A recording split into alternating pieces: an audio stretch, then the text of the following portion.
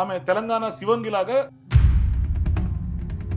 రేవంత్ రెడ్డి గారి సర్కార్ తెలంగాణలో వచ్చినవి రెండే నోటిఫికేషన్స్ అండి.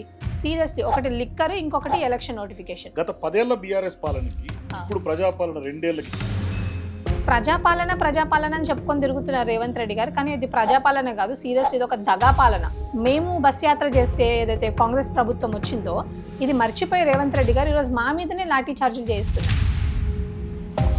ఇప్పటిదాకా ఇచ్చినటువంటి ఉద్యోగాలు 2 ఏళ్లలో 70,000 అంటున్నారు సీఎం రేవంత్ రెడ్డి. 70,000 మంది విద్యార్థులను ఉద్యోగాలు ఇచ్చిన వాళ్ళను తలలు లెక్క కట్టి లెక్క చూపి తొక్క తలకాయ తగ్గిన తల నరుక్కుంటాను నేను అంటున్నా రేవంత్ రెడ్డి గారిని, రండి ఇప్పుడు నేను లెక్క పెట్టి చూపిస్తాను. నేనే కాదు, ప్రతి నిరుద్యోగి లెక్క పెట్టి చూపిస్తారు. మా టర్మ్లో 2 లక్షల ఉద్యోగాలు ఇస్తామని చెప్పాం. మోడీ మాటలాగా సంవత్సరం 2 కోట్ల చెప్పలేము మేము. ఇప్పుడు ఆయన పీసీసీ అంటే కొంచెం పవర్ ఎక్కువ వచ్చింది, అధికారం ఎక్కువ వచ్చింది కాబట్టి ఆయనకు నచ్చినట్టు మాట్లాడతారు. వాళ్ళు అసలు ఇటు తెలంగాణ వైపు తిరిగి చూడట్లా రాహుల్ అది గాంధీ అంటే. ఎవరో మెస్సీ వస్తే రాత్రికి రాత్రి వచ్చి ఆ మెస్సీ దగ్గర ఒక 2-3 ఫోటోలు దిగేసి వెళ్ళిపోయావు. అన్ని లక్షల ఉద్యోగాలు మేము ప్రభుత్వాన్ని భర్తీ చేయలేము, Yeah. ప్రైవేట్ ఉద్యోగాలు భర్తీ చేస్తాము. 30,000 కంటే ఎక్కువ పోస్టులునే భర్తీ చేస్తాము అని అన్నారు.